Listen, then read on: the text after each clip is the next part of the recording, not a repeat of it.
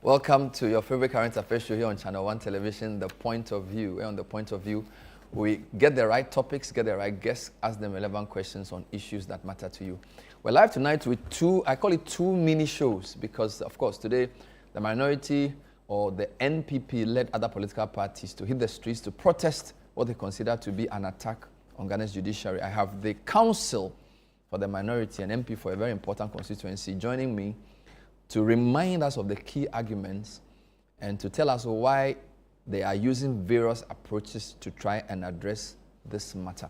Later on, Minister for Youth, the first time we have a full ministry for youth, George Opare-Addo is my guest. He has many things to say about what Mahama has done in the 128 or so days he's been in office, the programs they've launched, a Jumera apprenticeship program, and the many other things that they hope to do for the teeming youth who voted for the NDC. He also happens to be the national youth organizer of the NDC. So we have George Opare-Addo as well on this very exciting night. It's live, so send us your comments and your questions for my guest. John Darko is first, and George Opare-Addo follows. Stay with us.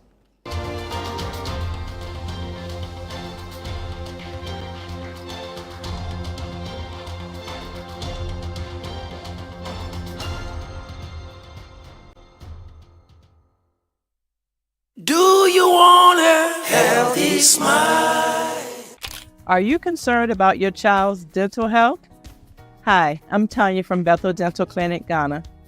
We believe in establishing good oral hygiene habits early is essential for your child's long-term dental health. Baby teeth, also called primary teeth or milk teeth, will fall out and be replaced by permanent teeth starting at around 6 years old. So it's tempting to think that primary teeth are not important, but in reality, those baby teeth are very important. Your child's first dental visit will include a complete exam, cleaning, and a fluoride treatment to protect the teeth. Your dental office should ensure that your child's dental visit is comfortable, gentle, and welcoming. Schedule your first dental visit today and give them the gift of a lifetime of healthy smiles. Healthy smile. Where to get polytank? Oh, and you're up fine. Go straight. Oh, I want to left, right. And you that's right. Ghana na ye wono. So when you do more, and ye data. Oh no! I beg, na here. Mr. Polytank at all. And you come in here by you to be able to buy you. Oh, food to be here. Enjoy your crowd. Akuya bulambo kotoman. Emua. Like that, they took my eyes. Go to the distributor and you give the original Polytank. You hear the sound? Polytank, Papa Nankasa. Remember who we are singing now? At risk of prostate enlargement. We a member or her 20 ebitiminya prostate cancer, 5 bitimi afamu nadia ubefamu. Actually, this is not my fault. And to wada, entina midi meniche Executive Prostate Center. Executive Prostate Center is a unique medical center where we harmonize in-depth traditional medicine with cutting-edge science and technology to cure, to treat, and to prevent diseases like prostate enlargement, prostate cancer. Executive Prostate Center, Madame Home, facilities no any professional medical care. Sisi a bibia clear system no. Ye nro ne so de natural. Into we koso afama ye. Executive Prostate Center. My cured.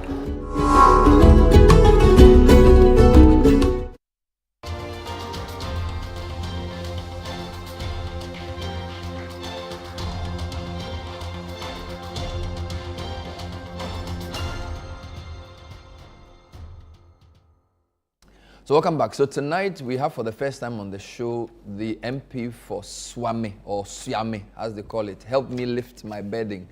He is also the Minority Legal Counsel. He's a first termer, John Darko, and he's joining us to talk about why the minority led, I can say, because the NPP opposition now you can say is minority led, although the party was involved in a BMCO. Very clearly a minority leader, Afenyomakin, led the presentation of the petitions. John, welcome to the show. Good evening. Thank you, my brother. Wow, you've been in Parliament for only 4 months. Already you are getting white beard. Wow, you are taking the work very seriously. Well, I mean, that's what the people of Ghana voted for us to come. Wow. But you are not that, I mean, where is the white? Are you that old? Well, I'm not that old. I think I'm still a young man. You're still a young man? Yes. But for a first timer, you are the counsel for the minority. What does that mean?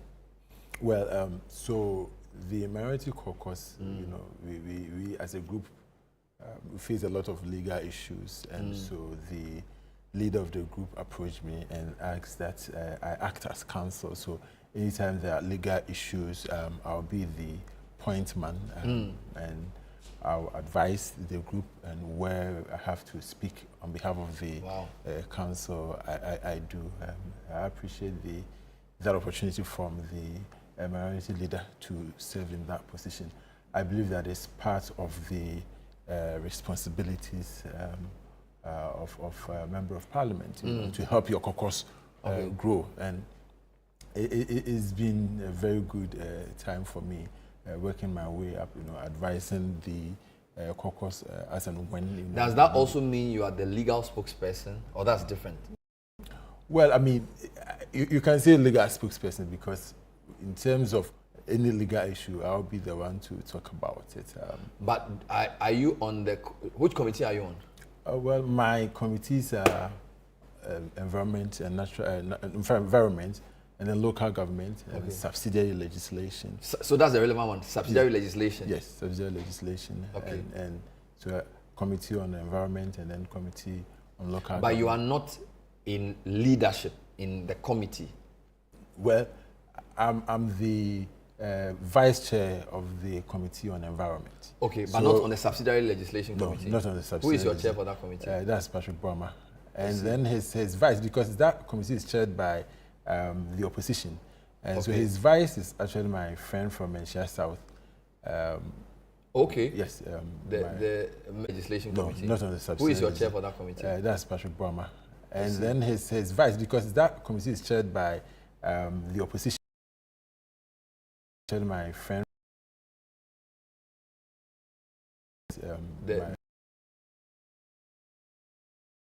What's his name?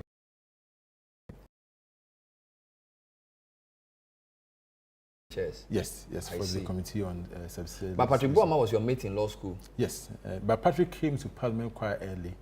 He came, I think, from the 2012 cohorts. He went to Parliament 2012? Yes, Patrick went to Parliament. Wow, so he's one of the most experienced MPs? Yes. I think so he entered Parliament with Apenyo Markin? Yes. 2012, when Mahama became president in his first term? Yes. Because we were in law school together 2009 when we finished. Yeah, so they practiced for a while and then went to Parliament in 2012. Yes. But you decided to work? Yes. In fact, when we finished, I had to get out of the country to go and do my LLM. Okay. And then I worked for a while before I came back. And then I started teaching at Gempa. Worked for a while, and then I set up my firm. So Patrick is your mate. Does that mean Apenyo Markin is also your mate at the Ghana School of Law? Yes. I see. Apenyo is my mate. As was Roxanne Dafiamepo? Yes. In fact, Roxanne, we were roommates at the faculty. Roxanne was your roommate? Yes. At the faculty? Yes, at the faculty. In fact, I mean, we call each other, you know, by that name. He calls me Room, and I call him Room. As in, when you were doing the LLB, after the first degree, you were roommates? Yes, we were roommates. You know. Who else was your mate? In fact, right now we have the Subin MP. MP for Subin? Yes. He was also my mate at the law school. At Legon? Yeah, he came from UST and joined us. I see. So the Subin MP was your mate? Yes. 2005 to 2009? 2005 to 2009, yeah. I see. So which other politician was your mate? Baba Jama. NDC's Baba Jama? Yes. You were in the same law class with him? Yes. In fact, interestingly, Baba would rather come and have discussions with me than his so-called So you were friends. in his group study? Yes. Baba Jama of Akwitia? Yes, very good friends. Really? I'm told he's going to be the High Commissioner. Okay, to which country? I don't know whether Baba I'm permitted to say, but so Baba Jama was in the same law class? Yes. I'm told he'll probably be in Abuja. In Nigeria? Yes. I see. And so you were taught by who taught you constitutional law? Constitutional law. Oh, the Venerable Kofi Kumado. I see. And then Professor Kwashiga. Oh, I see. Yes. Kwashiga, I see. So I see. So does that mean that the head of Parliament's legal affairs, Nanate Yauchi, was also your mate? Yes. In the same law class? In the same did law you know? class. Did you all know you become politicians when you were there? Well, in fact, the only person who was really close to the politics was Baba Jama at the time, when we were there. Because at the time he was Deputy General Secretary. And then... so he was Deputy General Secretary while I was in law school? Yes. And then Josiah Aye's problem came up. And then he became, I think, Acting General Secretary. Oh, okay. Yes. He was in that class with you? Yeah, he was in there. And then Josiah would be teaching us and Baba Jama would be sitting there. Oh, wow. It looked like Baba Jama had staged a coup, you know. So this is 2005, 2006? 2006. And then at 7, we left for Makola. Was Hassan Tampoli in your class as well? No, I think He was higher than you. No, Hassan would be my junior. He was your junior? Yes, Hassan would be my junior. I see. So why is it that you are friends there, but when you come to Parliament, you'll be fighting? Why? Because you said Roxanne was your roommate. Yes. Baba Jamal was your study group partner. Yes. And the rest of these guys. And then when you come on the screen to do press conference, you'll be shouting and you'll be... What's with that? No, but I think that when it comes to our work, in fact, the committee work, we are the best of friends. Really? In fact, the Committee on Environment, we traveled to Western region, Western North, and then Bunu East and Ahafo. We were together for about 5 days. Very good friends. We had lunch together, dinner together.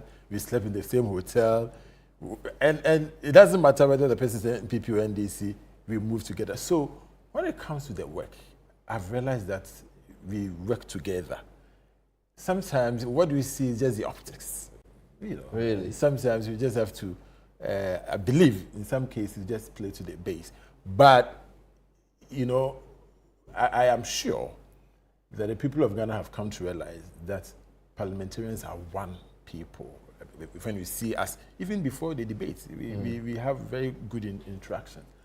But sometimes you have to fight for your party. You have to fight for your country. If you believe that something is wrong and is being done by the opposite side, you have to fight against it. But it doesn't take away the fact that we are friends and you know we are brothers. In fact, I have very good friends in the NDC. I can tell you. Friends? Very, very good friends. So why can't you advise them behind the scenes to stop what you consider wrong? Why do you have to demonstrate if they are your friends? Because I think a friend is somebody you can advise, right? Well, sometimes the power doesn't, you know, lie in their hands. You know, they are higher authorities. So, in fact, you know, sometimes we discuss issues outside of politics. We call each other, and we all discuss what is wrong with our party, what is wrong with their government, and we all come to the conclusion this is not right. But you know, it's not everything that is for the public consumption. Are you saying that you guys can take principled positions? So basically, you're saying you have to play to the base. That's what all of you are doing on both sides in that house. No. So you have you have principled position. That is why sometimes you see that there are fights. So you stick to that principled position. That this is what you believe is good for your party or is good for the country at any point in time. So you do that on the floor of Parliament. But beyond that, you are colleagues. You should be able to have very good conversation because look, when we come to our coffee shop, we eat together, we drink coffee together. The fact that we take a particular position and argue forcefully doesn't mean that beyond that we cannot be friends. Yeah, so that's what it is. So the MPP has been in opposition for 4 months. Yes. And this is the first issue that has caused you to do your demonstration. Yes. I don't have the record as to whether this is the earliest a demonstration has been organized, but it's pretty early because Mahama is well within his 150 days. Yes, yes. So, are you not rushing? Good point, my brother. And you know, several issues have come up. I mean, the dismissals came up. Yeah. I believe Galamsey is still an issue. Yeah. In fact, I can even say that Doomsday is an issue. Even on the economic side, the fact that cement prices have now skyrocketed to 140 from about 80, 90 in December is a big issue that we could demonstrate about. But we realize that the attack on the arm of government is so crucial that we couldn't let it pass without, galvanizing the people of Ghana to, as it were, fight against. All those issues I mentioned are very, very important. How is it that right now cement is being sold at 140 cedis? Big issue. But the price was rising even before the election. Well, it's gotten worse. Well, but it's a trend. No, but it's gotten worse. That's the point I'm saying. We didn't elect the president for him to come and do what everybody was doing. He has to do something different to ensure that if the prices were coming up, you either stabilize it or reduce it. Now, if the prices keep coming up, then what was the use for voting for you? So I'm saying that these are real issues we could have demonstrated against. But we chose to do this because this is so crucial. And of course, when it comes to our democracy, this is the pillar of the democracy. All of us, the executive and the legislature, we are always with the people. And we are the politicians. There's a reason why the judiciary, is in that silo. It's not part of the politics. There's a reason why. Because it is the stabilizing factor. So if we see that the legislature is being, in my view, being destroyed by the acts of the executive, we need to rise up and fight against. And that's what we have done. I mean, it may be too early in the view of some people, but I don't think that we can wait any longer for the destruction of the judiciary to continue. This is the right time to do the right thing. There's no wrong time to do the right thing. So are you against the principle that a CJ can be removed, or you are against the mood? Because we are reminded that even under Akufo-Addo, there was a petition sent, and he also dealt with it but dispensed with it because they did not believe there was merit in the petition. But at least he did, you can say he did look at it. Yes. So, because I'm told that's what the Constitution guarantees. So, Mr. Mahama is essentially on paper doing what Akufo-Addo did, just that he's gone beyond because maybe these are different petitions with different substance. You see, right? My brother, and for me, this issue is so crucial. You see, there's a reason why since 1993, when our republic started, the Fourth Republic started, January, there's a reason why Article 146, I think 10, that is the suspension, has never been invoked. It is not because all the CJs have been saints. Okay. All right? There's a reason. We have tried as much as possible to protect our democracy. And in this particular case, I believe that it is not so much about the law. I made that point on Saturday when I came to the big issue. That this has nothing to do with proper legal proceedings, looking at whether a CJ has committed some egregious offense. This is politics at play. This is somebody who said that he's coming to reset the judiciary. This is a party, the chairman of the party, who has clearly said that the CJ must be removed, and then we'll follow that with the removal of all the top members of the EC. This is the chairman of a political party, the political party that has formed the government. They have made these claims.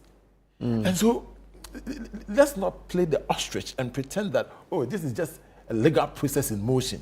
This is politics in motion. This is the president acting to the base of his party.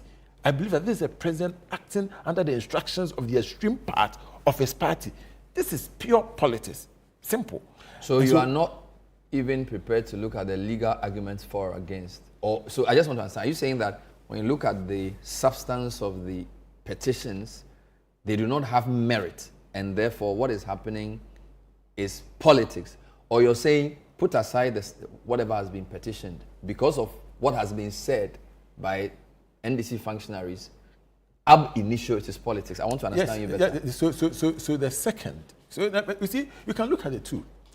From what the president and his party members had said, and in fact continue to say, it was clear that they were going to put in motion a process for the removal of the Chief Justice. Because see, as for these kinds of infractions, it's all over in our civil service.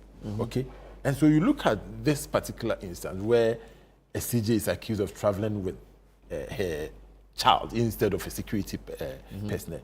You look at the petition from the Professor Asare. In fact, in law, once Nana-Addo had dispensed with the case, there was really no need for the matter to even to be looked at again, because there's Otrafa acquit and Otrafa convict. If the person has been acquitted, you cannot bring the same charges. Okay, again. Is this your understanding that Professor Asari's petition is part of the three? Oh, but brother, we've seen the petition. We've seen some of the radio stations and TV stations serialize them. We've seen them. And so when I say that, and I mean it, those are the facts. We have a situation where somebody says that because the Chief Justice was the chair of a panel that convicted him, okay, for misbehaving in court, it should form the basis for the removal of a Chief Justice.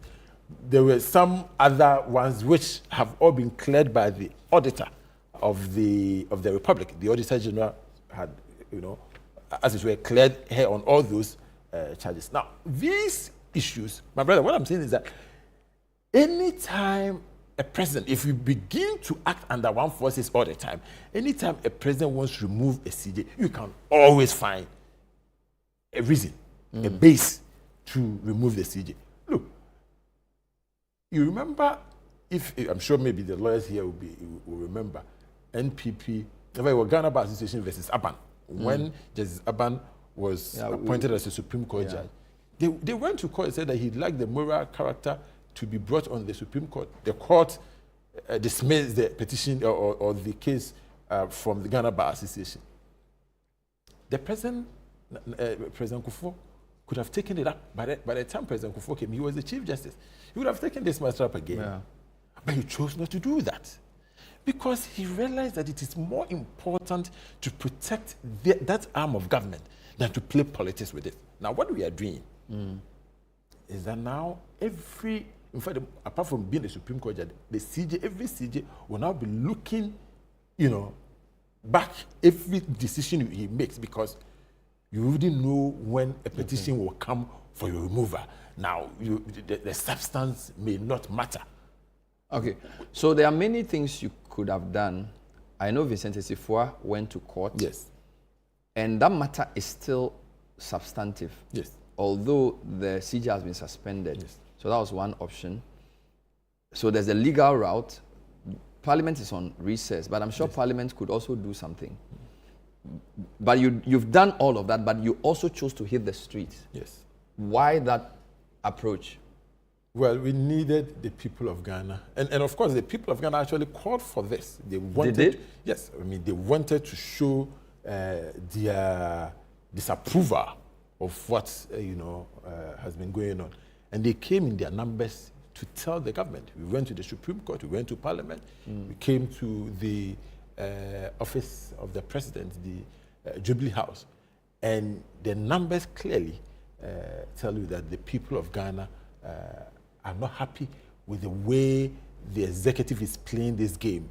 It's just about subjugation of the judiciary under the wings of the executive. You don't want that in a democracy. Okay. In a democracy, not to justify judiciary. the attempt to remove the CJ, but there are some who say that what Mr. Mahama is doing is like tit for tat, because indeed, when Apenyumakin was presenting the petition, he called for an end to tit for tat politics, and Standogbe sort of said that it was Akufo-Addo who did the tit in a way, which is why they are sort of responding, not in the same kind of words. Yeah.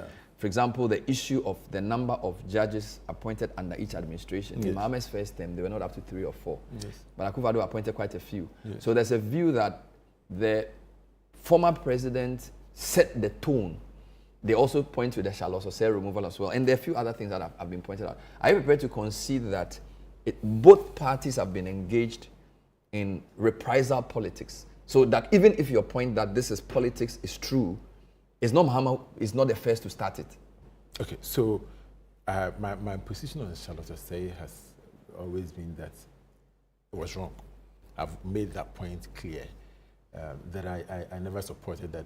And I remember Salom telling me that, well, but at the time you probably didn't have a voice. I'm saying, yeah, maybe I didn't have a voice, so you didn't hear me. I think that removal was wrong, because you see, when President Kufuor came, he left all those people intact. Okay. Afarijan was left intact to do his work, and then the CJ worked until he reached his retirement age. So what happened then with Charlotte say was wrong. But you see, let's also not mix the two. Charlotte say the EC is an independent constitutional body, more or less under the executive. This is a completely different arm of government, which is the judiciary we are talking about. So it is not really tick for tat. This one is going up and beyond. You understand? Now, when it comes to the appointment, listen, my brother, when President Kufuor came, his first Supreme Court appointment was somewhere October 2002, almost 2 years. Nana Akufo-Addo appointed the first Supreme Court judges, I think about 4 of them, in 2018. 2 years, almost 2 years into his administration. All right? So this is the first time within the first 4 months of an administration, we've had 7 Supreme Court members, Supreme Court judges being, appointed. President Mahama, President Mills, he also came quite early. I think it was within the first 6 months, but I think he appointed only 1 or 2 in 2013.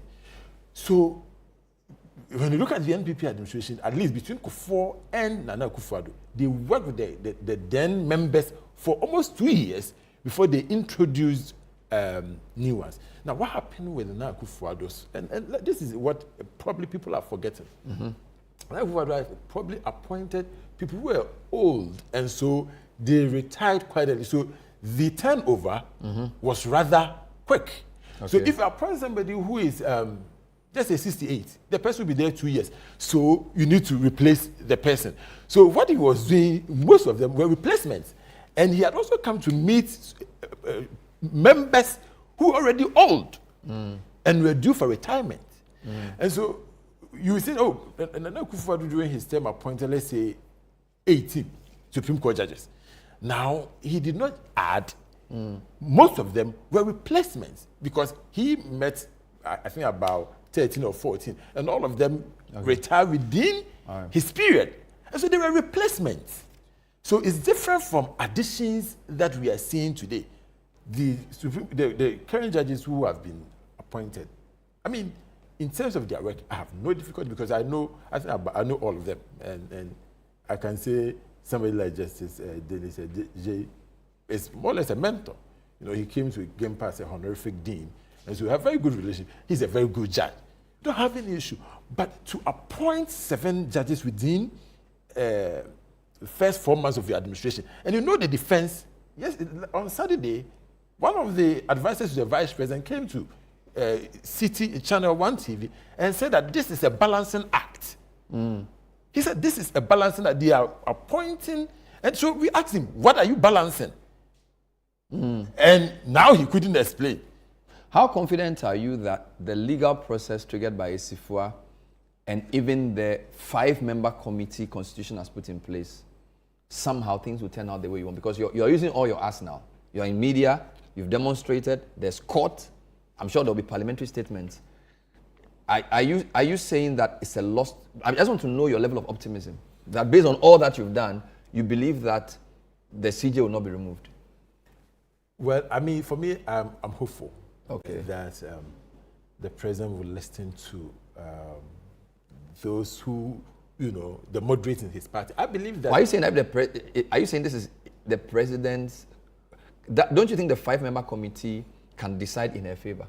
Because they haven't gotten into the substance of the matter. It's only a primary facie thing. Matter of fact, I mean, I really don't want to go into No, I'm just asking that. Are you saying that until the president says she shouldn't go, she's going? Okay, is that what you're saying? So let me make this point. Yeah. If the 5-member committee look at the petition fairly, there's no reason why she should go. Fair enough. So that's how you see it? Yes. Wonderful. Is there anything else you will do between now? Because you've demonstrated, you are in court, and you're also on the media. What else will be? We want the people of Ghana to continue to remind their electors. One of the things we don't use in this country is that we don't call our MPs. Okay. So your MP may be an NDC MP. This is your constituency is an NPP constituency. So go to, let's say, this is Okankwe North. So this is Patrick Boame's Yes, this is Okankwe Central. So go to Okankwe North. All the NPP MPs, they'll call your MP. Tell your MPs that, look, Madam MP, we don't like the position this government is taking. And so our people should take this advice. Call your MPs. Let your MPs know that you are not happy with the kind of governance going on right now. You are not happy with the kind of interruptions and the way the president wants to subjugate the judiciary. Call your MPs. We have more time to talk when we see you again, because I know you've been very busy on the big show this weekend. So I'll thank you for throwing light again on the key issues. John Darko is MP for Suame, and he's also the counsel for the minority, and he was part of the demonstrators who hit the streets, presented 3 petitions to the legislature, executive, and judiciary. When we come back, George Opare-Addo is our guest. He's called Pablo. He's the Minister for Youth. The young people want to work. He will come and give us his 4-month scorecard. Stay with us.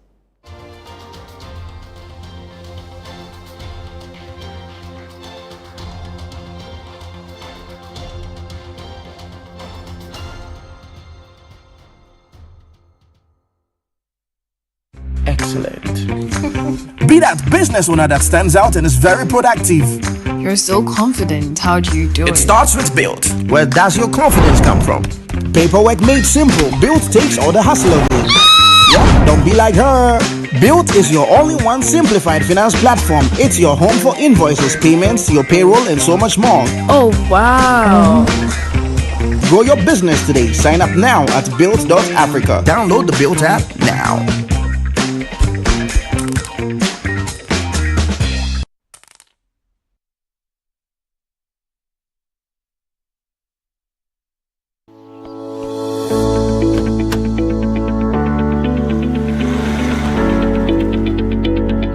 Hi, my name is Ochiame Kwame. I live at the plush Leisure Den Symphonic, a real estate property developed by Whaley Properties, the very developers of Vista Del Mare and the beautiful Alphabet City.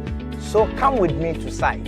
Let me introduce you to your new home, a gated community with 24-hour security in the heart of Sakomono. Behind me is going to be Willow Lane, where elegance will meet tranquility. You are going to be greeted with a 4-bedroom ensuite home with an elevator, swimming pool, children's playground, constant electricity, and many more. But wait, it gets even more interesting for early birds like you. You get a whopping $50,000 discount. Yes, I said $50,000 if you purchase between now and the end of this month. So call us now or visit us. Willow Lane, where elegance meets tranquility.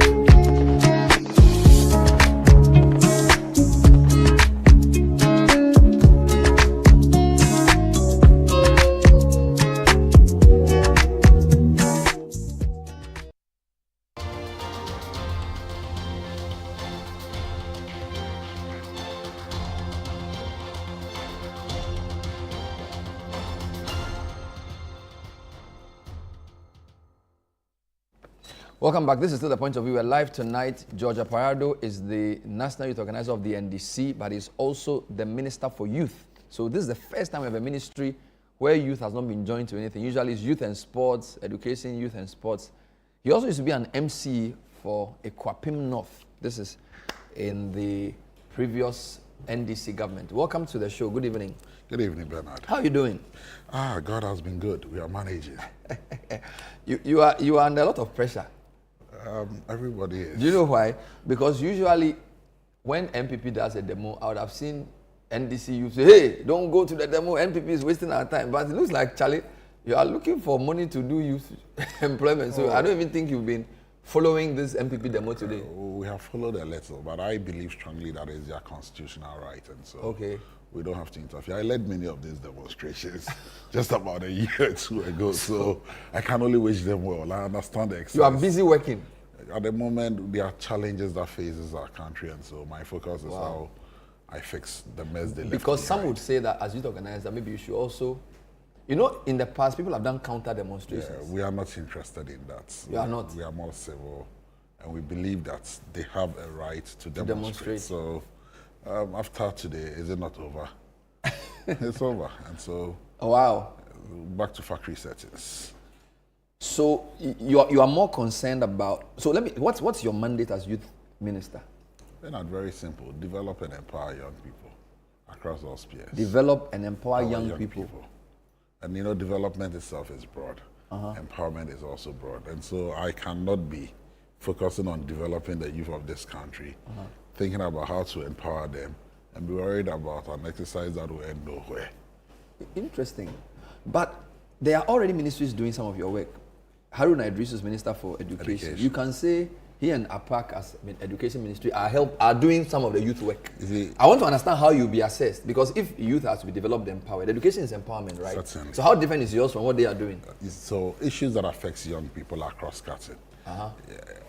In every sector of our lives, in every sector of governance, you will find something that relates to the youth. Mainly my job is to also collaborate with these ministries to make sure that at least everything that affects young people is we're a bit more intentional and a bit more deliberate about it. So for instance, when you take the Ministry for Agriculture, they have a lot of programs they do, including the Youth in Agriculture program. But if you are not careful, the Youth in Agriculture program will be lost because they'll be focusing on other key sectors. My job as Minister for Youth Development is to make sure that that program that they have sitting at their ministry is not left idle, but rather bring in some efforts to make sure that the program sees fruit, the program is done and done very well. For instance, the Education Ministry has the responsibility of educating people. One of the key promises in the Youth Manifesto was to do the no-fee stress policy. This policy is being implemented by the Ministry for Education. My job is to see to it that it is done. So I'll have to collaborate with So even though it's not a program under your ministry, you can poke your nose into it. Certainly, it affects. Would that not cause problems for you? No, we understand ourselves. And what His Excellency has been able to do is to put a coordinating committee together. So every program that affects more than one ministry, we have a collaboratory ministry working together to see to it that that is achieved. That is why in the 120-day promises, a lot of programs that were outlined, you've realized that we've been able to work within time to make sure these programs have been launched one way or the other. So you saw Haruna launch the Girl Sanitary Pad program with the gender minister. Ideally, it should have been sitting with gender, but it's going to school children. So the gender minister had to come in. Haruna and I are pushing the scholarship bill. Currently, the scholarship secretariat sits under the youth ministry, but we all know that scholarship has got to do with education. So Haruna and I are presenting the bill to Cabinet, and then hopefully Cabinet has given approval already. We are only waiting to present it to Parliament when Parliament resumes. So I'm still taking one by one. So you've mentioned we are the same government. So education, you have a role. Agric, you have a role. Certainly. There's also a minister called Labour, Jobs. So I'm working and with employment. I'm working with Labour and Jobs to do the Work Abroad program. The Work Abroad program. Yes. Because it affects young people. And one of the key agencies under the Ministry of Youth Development, the YA, the Youth Employment Agency, is the lead organization implementing the Work Abroad program. But it has got to do with jobs. And so Labour is in there. But this is interesting. So how will you, if Mr. Mahama wants to know whether you've worked, the Work Abroad program, Rashid Popo is there. But he's Youth in Agriculture, Eric Opoku is there. Exactly. All right. No fee stress, Haruna Idris is there. So what is Mahama going to hold you to? That this one, it is you. I have a few of them. Okay, list them for me, because now it's like the thing is all. So I have 5 agencies that sits under me. Okay. The YA sits under me. Okay. The National Youth Authority sits under me. The National Service Authority sits under me. The Scholarship Secretariat currently sits under me. And the program, the National Innovation, the National Entrepreneurship and Innovation Program also sits under me. So let's take it one by one. YEA is headed by Malik Basintale. NYE is headed by who? Osman Ayariga, my immediate deputy at the Youth Wing. NSA is Felix Jemfi. Scholarship Secretariat is who? Kwekwasa Fueje. And NEIP? Erika J. So these are the 5 that report to you? Directly, yes. Okay. Which programs are they doing? So for example, Basintale, which program is under his ministry? The various youth employment models, including the controversial sanitation model. Oh, so are those things still there? Yes, they are there, but we are likely to review. Okay. It's not likely, I'm going to review, or we are going to review. The board will be sworn in on Wednesday. Yeah. One of the key things I'm telling the board to do immediately is to review all the models under the YA, to do an assess impact. Okay. And see how best these programs have impacted. So on Wednesday, I'm sure your media will cover it, so you will see some of the directives. So the board of YA will be inaugurated on Wednesday.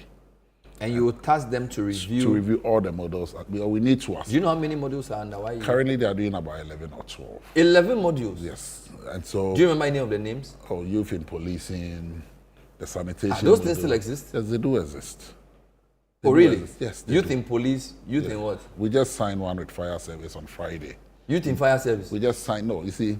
So we signed an MOU with fire service. You realize we don't have enough fire officers across the country. And we need fire guards to guard our markets because of all these market fires. And so the Ministry of Interior and myself came together and agreed. And so we got the fire service, which is an agency under the Ministry of Interior, and then YE, which is an agency under the ministry, to sign a collaborative agreement where we are going to recruit fire guards to be able to support and man our markets. Because the danger, and then to be able to also support the fire service conduct their routine checks to make sure that almost all our stores are fire compliant. Wow. And so YA is supporting in that initiative. I'm trying to check the modules because the controversial one was the sanitation. Sanitation one. Do you recommend that, because there's a conversation about whether he should sign the contract with Zoomlion or renew it? Currently, there is no contracts. Should he renew it? No, we don't see. So what I'm saying is, the board will be inaugurated on Wednesday.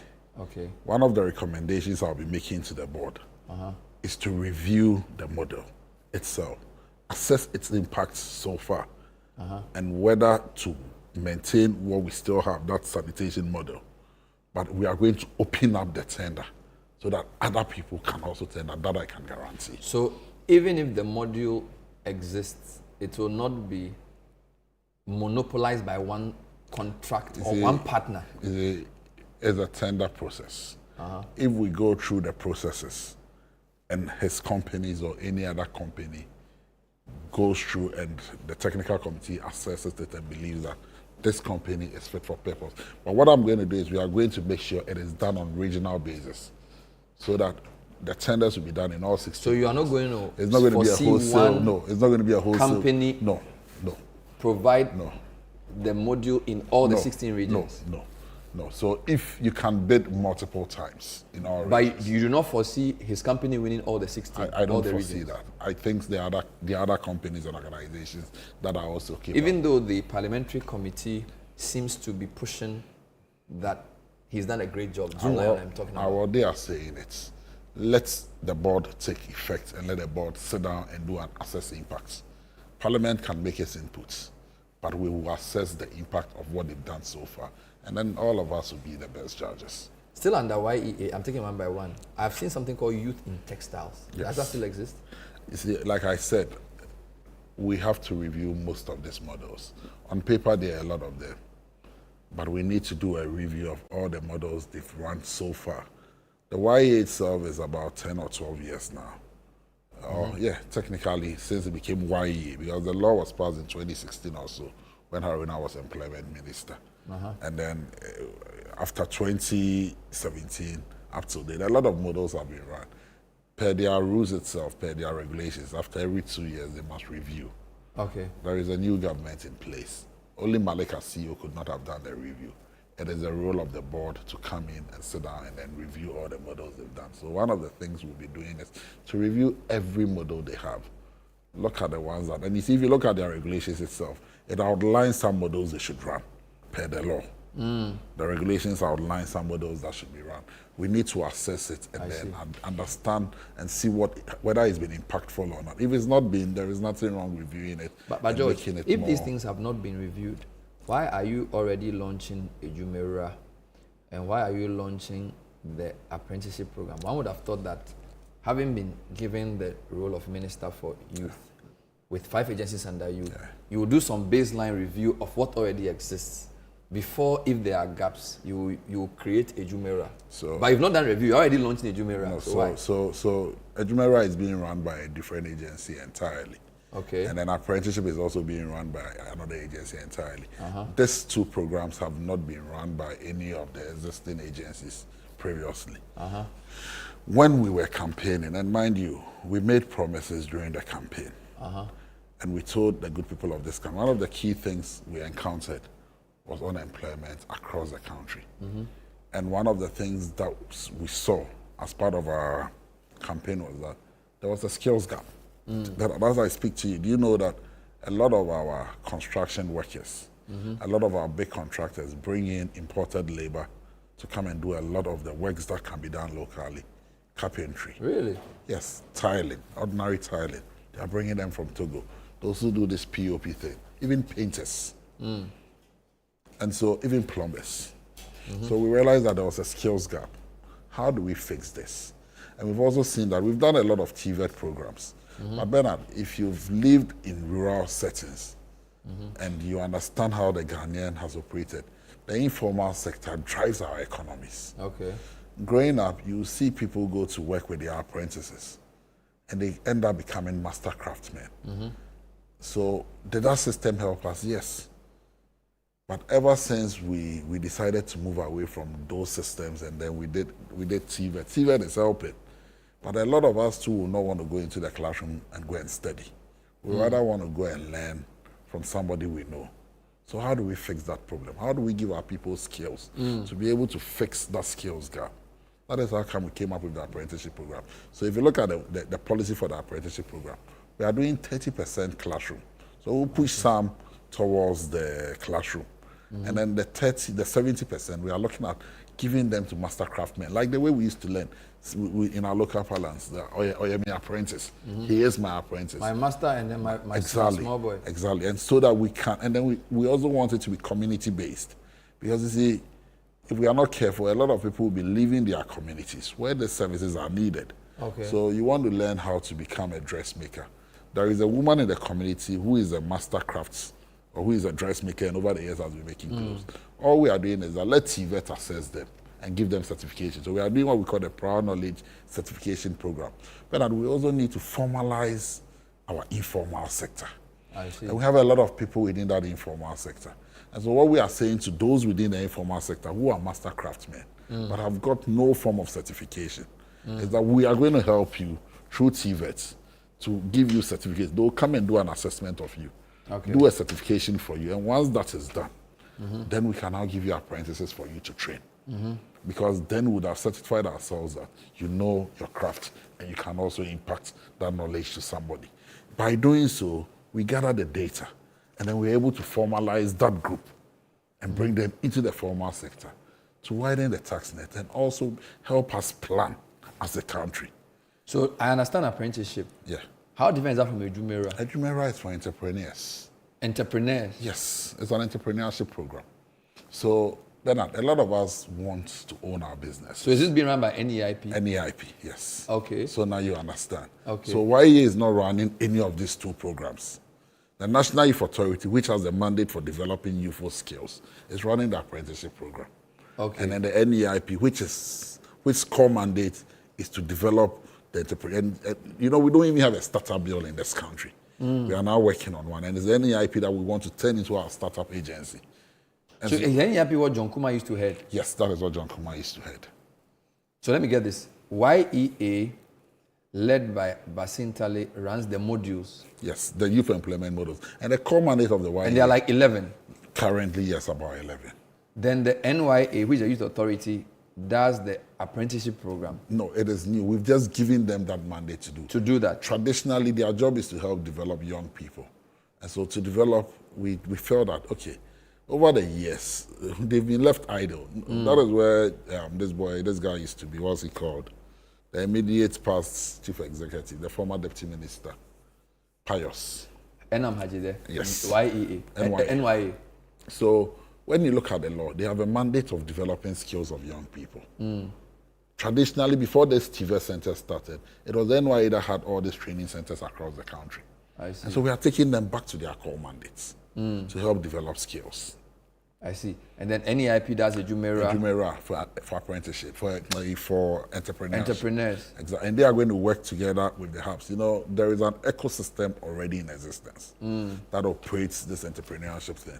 And so what NEIP is going to do is to develop young people who have business plans, have ideas, and want to venture into entrepreneurship. That's NEIP? That is NEIP. And then you've already told me that the Minister for Youth, or the Ministry for Employment is work abroad. Yes. And then the Youth in Agriculture is Agric. Yes. Then no fee stress is education. Yes. Right. Yeah. So what about National Service? What would they do? But you know what National Service does already better. So they will just continue. They are not running any new program. No, but you see, even that National Service is coming up. This military thing. Okay. I'm sure you've seen the news about making sure that at least there is a problem with our young people today. The problem of one, patriotism. Okay. And then two, the spirit of volunteerism is dying. We need to do a mindset reset. And we believe that national service, almost every tertiary student, being a teacher trainee, being a nursing trainee, or being it a technical or university education, once you are done, you must do a national service. We must start from somewhere. We believe that at least a 6-week training with the military will help give us that agency that we need. And so they are doing that. Apart from that, they have other interesting programs they are also coming out with that will be enrolling out very soon.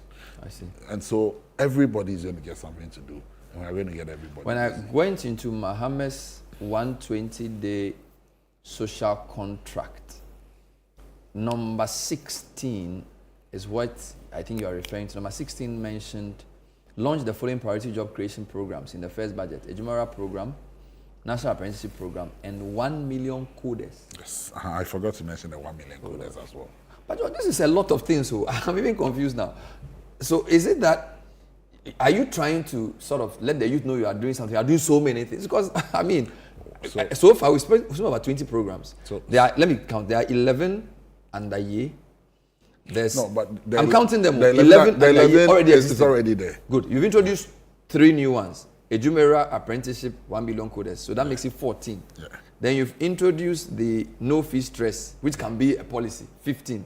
Youth in Agric, 16. Work abroad, 17.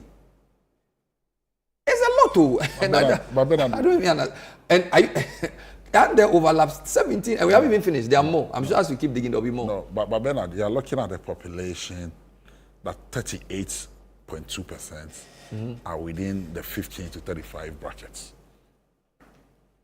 When you come down to 12 to 40, you're looking at almost 70% of the total population. So you must focus most of your, if you want to see your country develop properly, you must focus most of your efforts on youth development. And so there is nothing wrong if government chooses to focus key functions, key policies on how to develop its youth. It is the future of this country, Bernard. I understand that, but the word focus means that there has to be clarity as to what you are trying to do. There's so many of them. There is. And you see, for instance, the 1 million coders program is being led by the Ministry of Communications. But we are collaborating because, once again, as young people, and so we have our hands in there. The Ministry of Youth Development has... But you know my confusion, and I'm not trying to be difficult, but I go to YEA. I see youth in agriculture and youth in ICT. You very told me that youth in agriculture is under Ministry of Energy. Agric. And you also co-supervise, no problem. But you have youth in ICT, and yet you have 1 million coders. So if you give me the permission, I will explain. I told you that there are traditional models per the YEA regulations. Youth in agriculture is one. Youth in ICT is another. But like I said, over the years, we've paid a lot of lip services to youth development, but we've not been intentional and very deliberate. And so you see a lot of these things on paper. But if you do an assess impact, you realize that very little has been done in this respect. You understand? Currently, the Ministry of Agric is in charge of agric policies. But we have a youth in agric policy under the YEA. And so we must collaborate with the Ministry of Agric to get this program running effectively. And that is what we are doing. Over the years, we didn't have a Ministry for Youth Development. The YEA was sitting under the Ministry of Employment. NIP, one time moved from the Business Development Ministry to the Finance Ministry, and at even a point in time sat at the office of the President. National Service over the years had sat with Ministry of Education.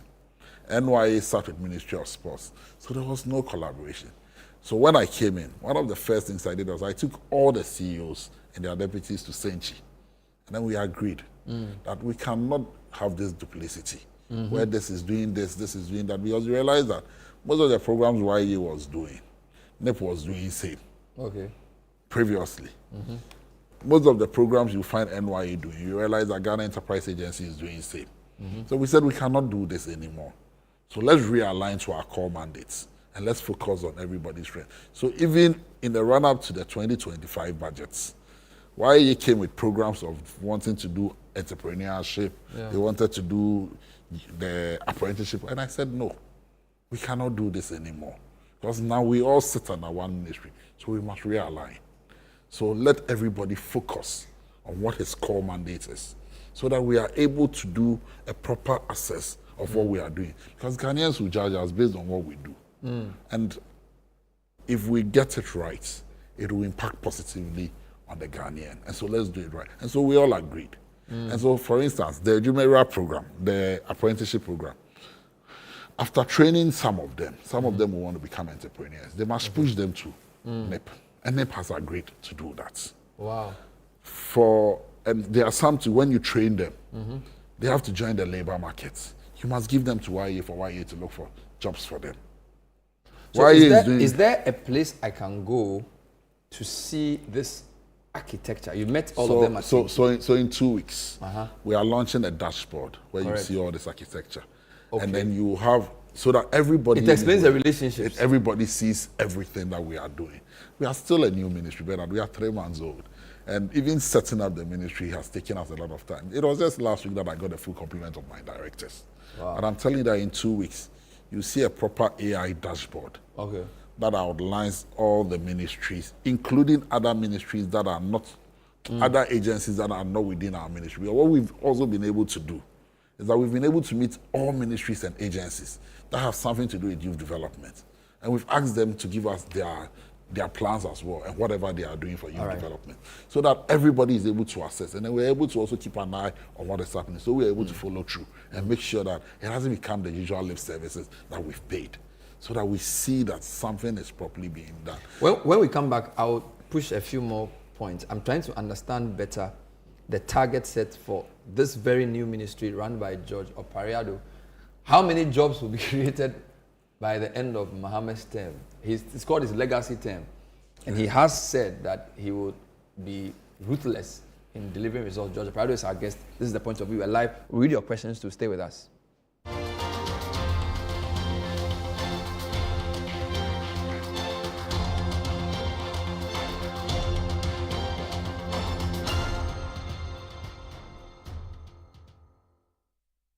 Fire pomudi ni agobio Ghana fueni age efri say ya your local spices na ya frafra dia ya sankofa natural spice Me de gumi jollof mu ni mi sti wa hodoma e ma ne dance Stanley, the barbecue the go on.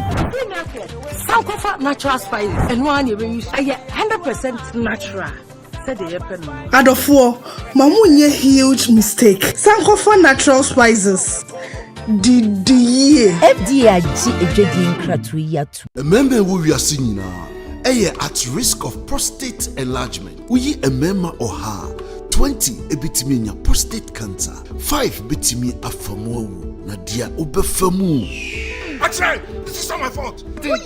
And to wada, entina midi maniche Executive Prostate Center. Executive Prostate Center is a unique medical center where we harmonize in-depth traditional medicine with cutting-edge science and technology to cure, to treat, and to prevent diseases like prostate enlargement, prostate cancer.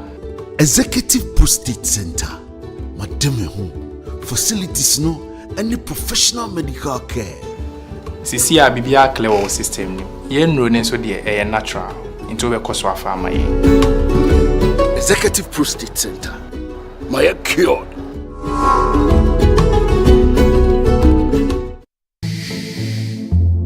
In a fast-growing urban environment like Accra, safety is as important as the air that we breathe. Hear the real stories from those who now feel safe like never before with Response One. Hello Ghana, I'm Tommy Ananforson. Our homes are our sanctuary. But safety is not all about locks, fences, and cameras. This is where Response One comes in. Their advanced monitored alarm system just doesn't record crime, it prevents it. In moments of danger, Response One's 24/7 monitoring ensures immediate help. With their theft protection guarantee, this is true peace of mind. I trust Response One to keep my family safe. You should too. Visit responseoneghana.com or call 0302 Secure 1. Response One. Stay connected, stay protected.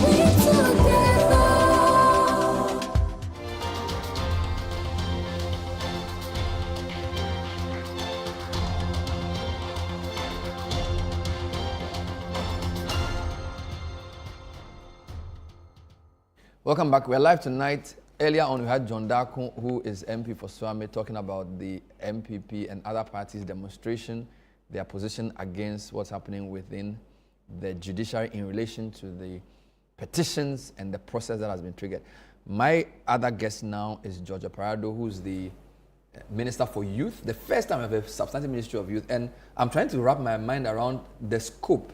So there's the Youth Employment Agency. So he has 5 agencies: YEA, NYA, NSA, Scholarship, and NEIP. YEA alone has 11 modules. And then the Mahama has launched a Jumera. He's launched apprenticeship program. And he's also launched the 1 million coders. And I'm just adding all of that up, plus some of the other things that already exist. He says there's no confusion. There's also Youth in Agriculture, which he's interested in. Jobs, Work Abroad program, interested in. No fee stress, interested in. I haven't even finished though. There's Maslock. Yes. Is that under you? No. Maslock sits at the office of the president. So Maslock is not under you? No. But they give small loans? Yes. To which people? Small and medium scale enterprises. Do they have to be youth? Yes. Because your scope is 15 to 40? 15 to 35. But so for you it's 15 to 35. But the programs we are running currently, for instance, the Jumera. Yeah. You know, in our laws, if you are not 18, you cannot own a business. So it's 18. And the maximum is what? 35? 35, but we've expanded it to 40. So some of us are not included. Some of us are. So I'm not a youth. No, you cannot. Oh. You cannot. But I'm only. But you see, we keep saying that in this country, youth is the state of the mind. And so 18 to 40. 18 to 40 for the 2 programs we are running. So Maslock is not under your ministry. No, Maslock is not under. Which ministry oversees Maslock? Office of the President. Office of the President. Okay. There's also Venture Capital Trust Fund. Yes, it sits at the Ministry of Finance. And they also invest in businesses. Yes. So it's possible that somebody under Jumera could start a business, I've grow it to a certain stage, and you get VCTF. I have even had conversations already. So they are going to start what we call the Jumera Trust Fund. A Jumera Trust Fund from the venture capital. It's you see, when you go through the incubator system, there are some businesses that can be scaled up. You know what venture trust capitalists do? They buy equity in businesses. Of course. And so if your business is one that can be scaled up and you need support, then we can now ask them to come in and support and then get that equity. And then after some years, if the business stands, then you, the owner, can negotiate to buy that equity, or you can bring in a third party to come and buy the equity, and then the trust fund will step away. But when they come in, one, it gives you credibility. Also, it plays a role of making sure that the business is run properly. And then one of the biggest challenges that confront most businesses is they are doing so well. Before you know, some big organization comes and buys them, values them so cheap and buys them off. We believe that if we bring in some of these big players like the trust fund, it gives you a certain leverage. So when these big guys come in and they even want to buy you off, there's a lot of the innovative ideas. Bernard, you listen to some, and then you know that this can blow. If you are not careful, and a young man who have just started his business, somebody comes to throw a few dollars in his face. Before you know, he's selling. But if he has a partner, a strategic partner, who brings in some credibility, brings in some flair, and then brings in some weight, when any of these big boys are coming in, the valuation will be done properly. So this Ejumera Trust Fund, would it be a spin-off of the Venture Capital Trust Fund? It is from the Venture Trust Fund. So like a part of it that goes into those who create business at Ejumera. So they are going to support. Yeah. But you do know, as you're a businessman, so you know business more than me. You know that if you starting a company, let's assume 2025, you need a few years to get to a point where people will be interested in getting equity. So it's a very do you know how much the ETF will be? How much money will be in the Ejumera Trust Fund? So you see, the discussions we are having is still at the initial stages. Okay. But it is a proposal we've made to them. And so far, the conversation is going very well. And we are very hopeful. We believe that at least by the time we graduate the first batch, after a year or two, we should be able to see a certain trend. And mind you, under the Ejumera, we also have what we call a presidential pitch and then a vice presidential pitch.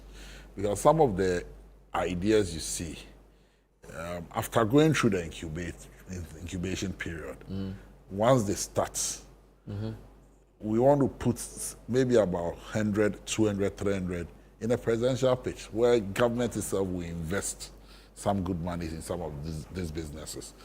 When those businesses start doing well, then we can have the VT coming in to support and then get equities or buy equities in it. And so we have a whole program.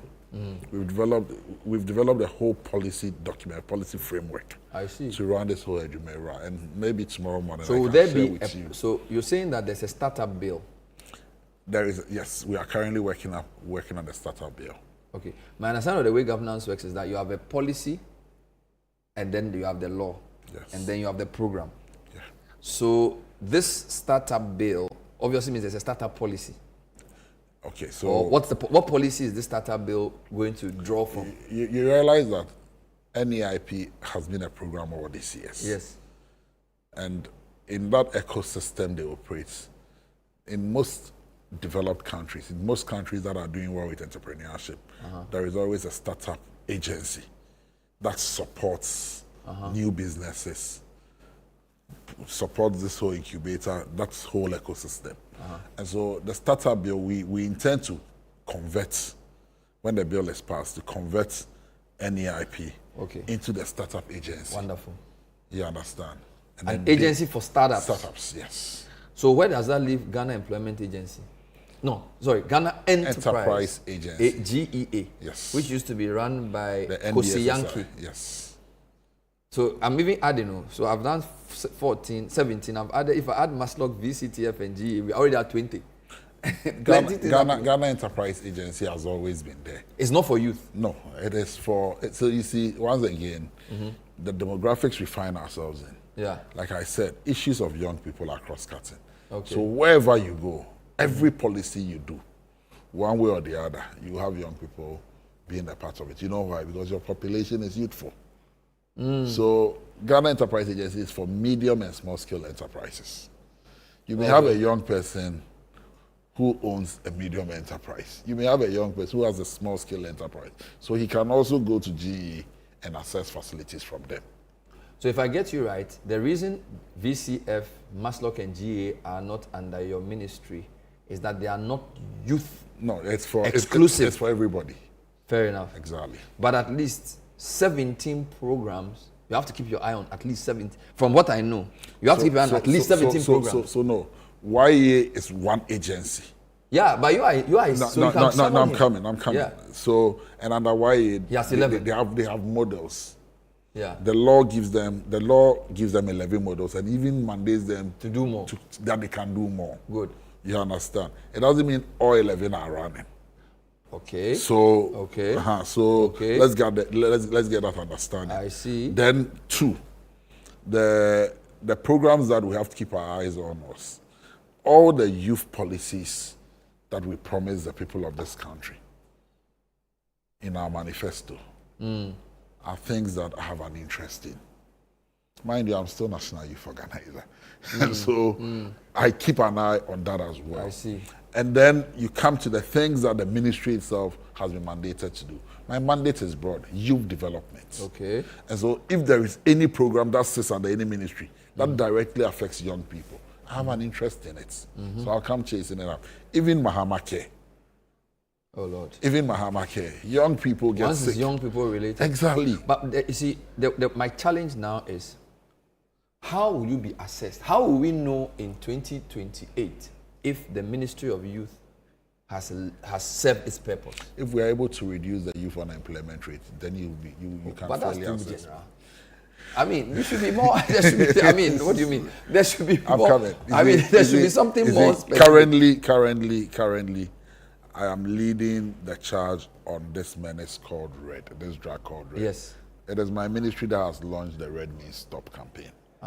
Because you know why? It is young people that are abusing. Yeah. If we are successful in that battle, you can assess me on it. If we fail, even though it's general and there are other agencies that should collaborate and support, because it is young people at the center of it, I have a role to play. But in campaigning, NDC used to say youth employment is at, I think the percentage was 30-something percent. Out of the 14.8, that's the general is 14.8. Youth unemployment was at 32.8%. Good. So what I was expecting you to tell me is that in 4 years' time, youth unemployment will be X number. So in 4 years, we should be able to reduce this number significantly and drastically. No, I don't buy that. Significantly means what?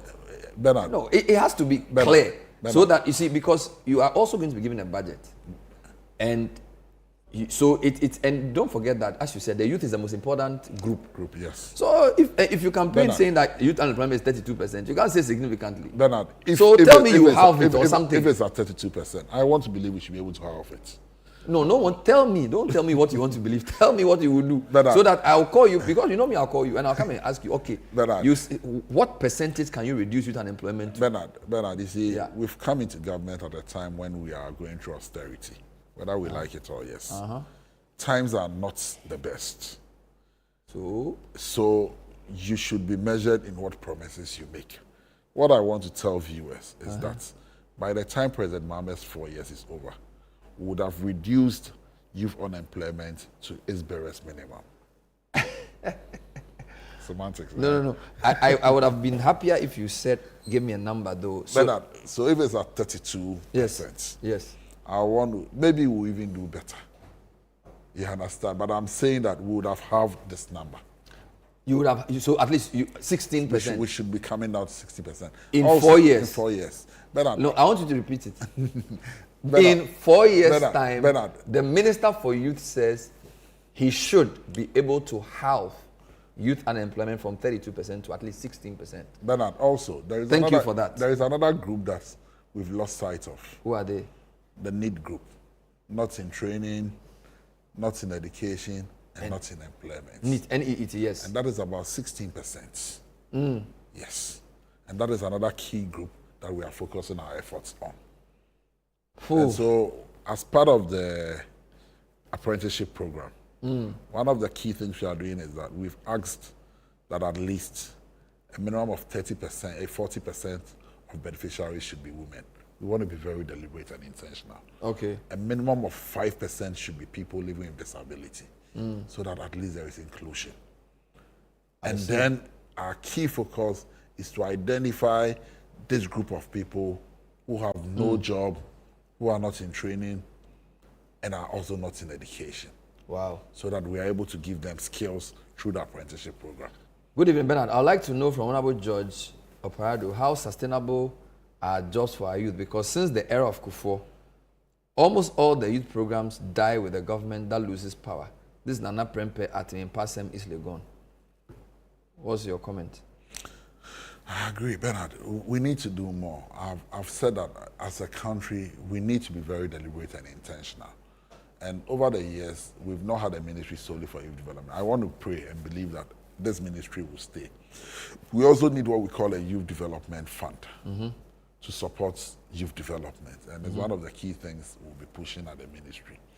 So that we even have road fund. We have various funds. But the core, that human resource that we need to develop this country, we don't have a fund that supports them. And I believe that a lot of these programs have died because of because we don't have any sustainable. So like you have Get Fund, Road Fund, and Health Fund. We should have a youth development fund. Where would the money come from? Where do you propose the money come from? There are so many places that money can come from. Partly from our oil revenue, because you see, our oil revenue, the alcohol companies, the beverage companies that sell alcohol, the tobacco companies, a part of their profits. Because you see, these are things that destroy the lives of young people. Even those who sell this confectionery drinks, this Coke, Fanta, and others, a percentage of. So you apply sin taxes to use that as a youth development fund.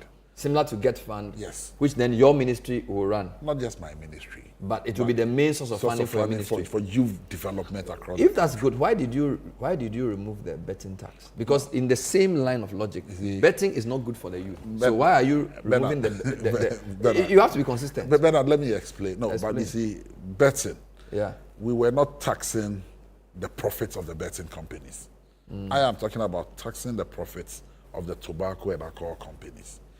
Betting, we're taxing even the young people who were betting. Because you want to discourage them from betting. Because you are going to create jobs for them. You are going to get them entrepreneurship. You are going to get them to do agri. So you want them to do something more productive. So Bernard, so you don't remove the tax on betting. There is a popular saying in Akan. So when you be a mawasi, if you give me a job and you create a conducive environment for me to thrive, and you are taxing me, I won't complain.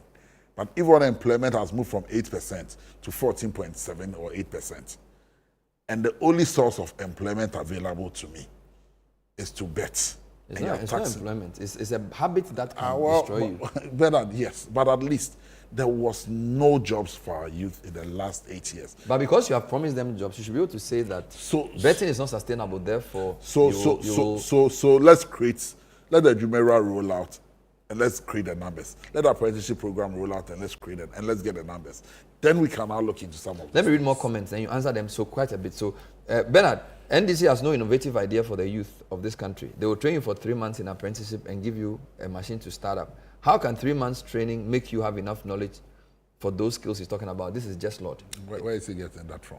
You are not. So do you have a length of time for training? It depends. You see, Bernard, like I said, you cannot learn plumbing in 3 months. Okay. You cannot learn carpentry in 3 months. But you can learn photography in 3 months. All right. You can learn, and you see, the kind of models we are running. Somebody wants to do video editing. There are some programs that you can do in 2 months. There are some you can do in 1 year. There are some it will take 2 years. For instance, the Jumera program. The incubator programs you are putting them through, there are various stages. And when you graduate from the incubator, there are programs there are some that will even have to give you to mentors to put you through further training, so you become a mentee. Okay. And so we've not given specific time frames. Those who learn the weaving, those who learn if you go up north, the smokes, and those who do the weaving, per our checks, you can learn it in 3 months. You can learn it in 6 months. Depending on, and so based on that. So it depends. It depends. So we've not said that in 3 months we are asking you to go home. And the key thing here is that with the apprentices that we want to train, a lot of them don't stay in training because of hardship. Okay. So maybe their parents get the money, pay the apprenticeship fee. They start 1 month, 2 months. Your master or your madam will not feed you. So if they come today and they don't have money, tomorrow they don't come. Let me read more comments for you.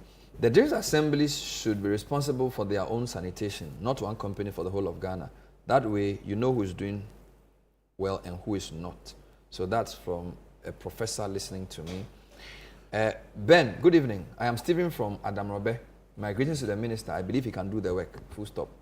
Ben, your guest is a good guy. He is a youth development minister. But here's the question. Can his ministry check some of these agencies already in existence? For example, YE could not be checked by the Ministry of Labour, and NEIP could not be checked by the Ministry of Finance.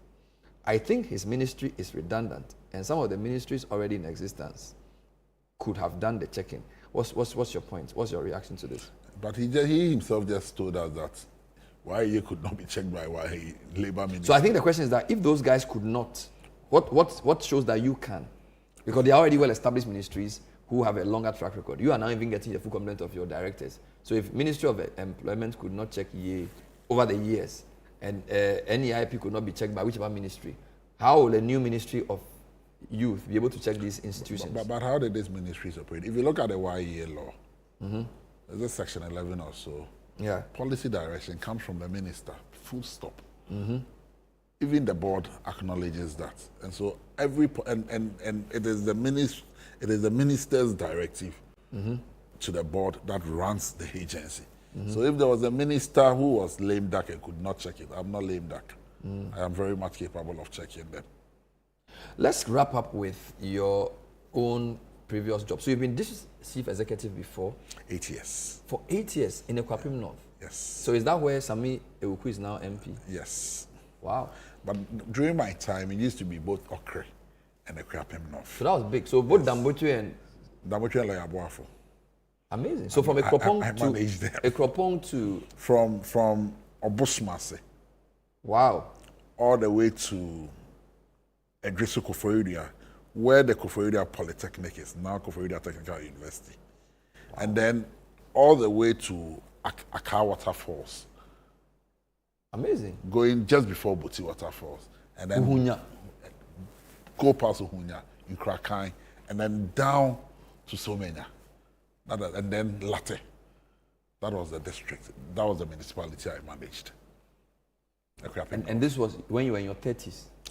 Or you were early 40s? I got in at 27. 27? Yes. In an MPP-dominated area? I survived 8 years. Skill and tact, and then the grace of God. I see. So, and this is, so of course, this is your first ministry then? Yes. You built this up, right? We will and then you became a party executive youth organizer for how long? I'm in my second term. You're in your second term. I'm sure I'm the only one who has done 2 terms, 2 4-year terms. And you say you don't, I think Haruna also did. Is the Haruna style? It was 2 years. So you have done 8 years as youth organizer? More or less. If next year I hand over, then I would have done 8 years. The expectation of the youth is very high. And initially, we've seen some of your youth appointees working with people, following them with cameras and things. Some people think that they are raising expectations too much and they are setting themselves up to fail. Because the honeymoon will soon be over. How concerned are you about that? Bernard, he who wants to learn how to fly must first learn how to stand up and walk. Okay. I've been there before. I know what the challenges are. Like you rightly said, I believe everybody who His Excellency has appointed is up to the task. And I want to assure you that the ministry I lead, with the 5 agencies under me, we will deliver. And we will meet the expectations of the Ghanaian youth. We may not be able to do all, but we will do as much as we can to make sure we return hope onto the faces of the team and youth of this country. Interesting. So I really wish you well. How do you assess the president's first 4 months? Bernard, it's been an amazing run so far. Almost every promise he made to the good people of this country, he ticked the box, and you can go through in it. The 120... In the 120-day promise. Actually, I wanted to pull it. Almost every one of them, he ticked it. From constitutional review to the code of conduct, one after the other. He ticked the box. And you see, when he speaks, he says he wants to leave a legacy. And clearly, but do his appointees also want to leave a legacy? Bernard. Because there's always a disconnect between maybe what the man wants to do, because everybody knows this is his final term. Bernard. And then the view is that usually it is presidents, appointees who fail them. Bernard, the kind of checks and balances President Mahama has put in. I've worked with him before. Have you declared your assets? Of course. I declared on the 17th of March. Okay. The kind of checks and balances he's put in. Dr. Valerie Soya will not let you sleep. Oh, okay. She does the brown, don't let you sleep.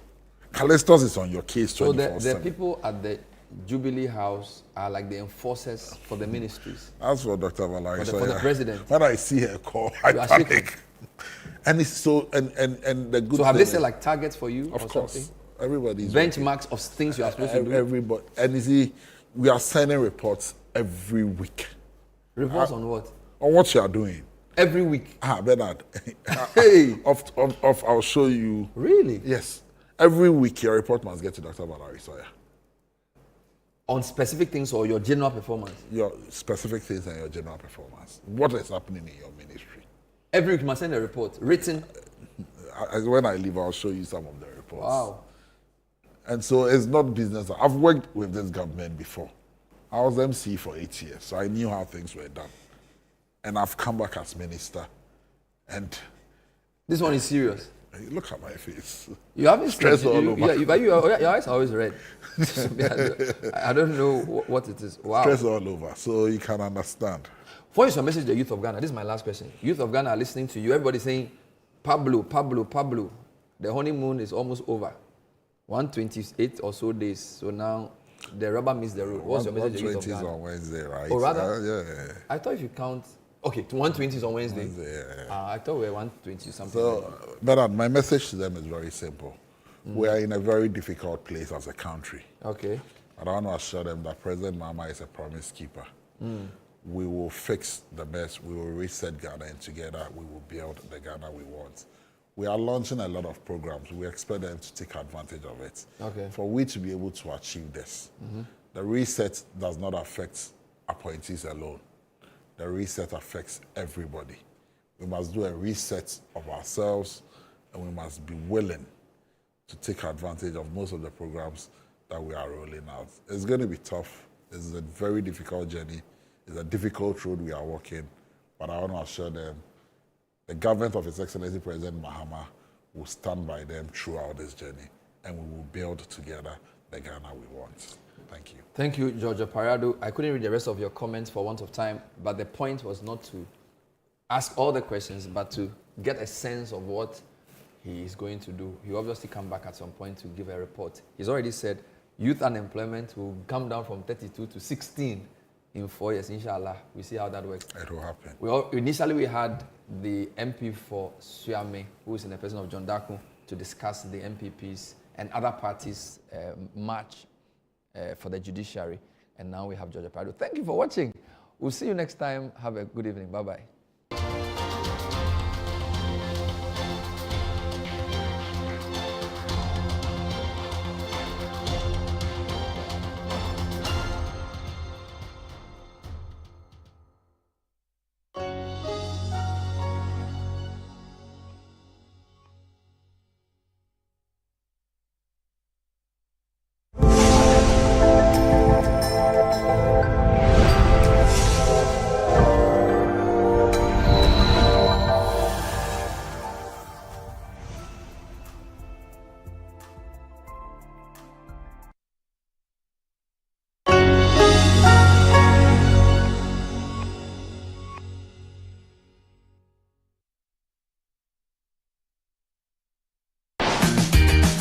Studying abroad?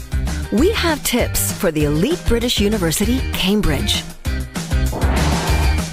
Fancy some street food? We serve you Istanbul's classic potato dish, kumpia. And is it all a sham?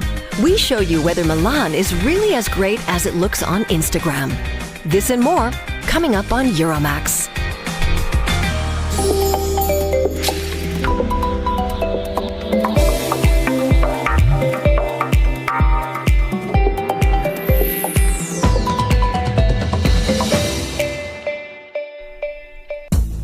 Do you enjoy